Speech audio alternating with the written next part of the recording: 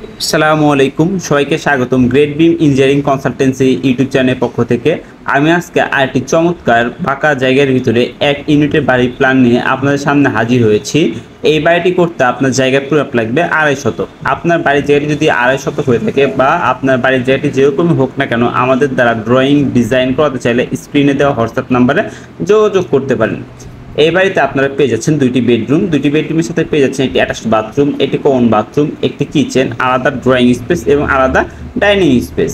এই বাড়িটি আপনার 3তলা ফাউন্ডেশন দিয়ে 1তলা পুরোপুরি কমপ্লিট করতে কত টাকা খরচ হবে সেটি আমরা ভিডিও শেষে আলোচনা করব।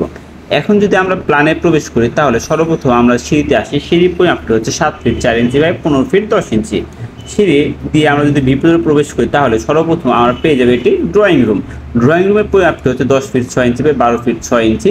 ড্রয়িং রুমের সাথে বাড়ির সামনে আমরা একটি বেলকনি পেয়ে যাবো, সেটা পরিমাপটি হচ্ছে 8 ফিট বাই 3 ফিট। ড্রয়িং রুমের ডান পাশে আসলে আমরা একটা বেডরুম পেয়ে যাবো, সেটা পরিমাপটি হচ্ছে 12 ফিট বাই 12 ফিট। এবং এবার এই রুমের সাথেও আমরা বাড়ির সামনে একটি বেলকনি পেয়ে যাবো, সেটা পরিমাপটি হচ্ছে 8 ফিট বাই 2 ফিট 8 ইঞ্চি। এবং এই রুমের সাথে আমরা একটি অল ক্যাবিনেট পেয়ে যাব, যেটি আমরা এখানে ইজিলি ইউজ করতে পারি। আমরা যদি এই রুম থেকে বের হয়ে সামনের দিকে যাই তাহলে আমরা পেয়ে যাবো ডাইনিং স্পেসের পরিমাপটা হচ্ছে 10 ফিট 10 ইঞ্চি বাই 7 ফিট 3 ইঞ্চি।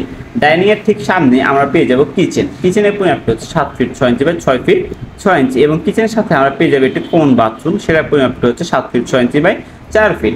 এবং ডাইনিং এর রুমের সাথে আমরা পেয়ে যাবো একটি বেডরুম, সেটার পরিমাপটা হচ্ছে 11 ফিট বাই 11 ফিট 5 ইঞ্চি। এবং এই রুমের সাথে আমরা পেয়ে যাবো একটি অ্যাটাচড বাথরুম, সেটার পরিমাপটা হচ্ছে 4 ফিট বাই 7 ফিট।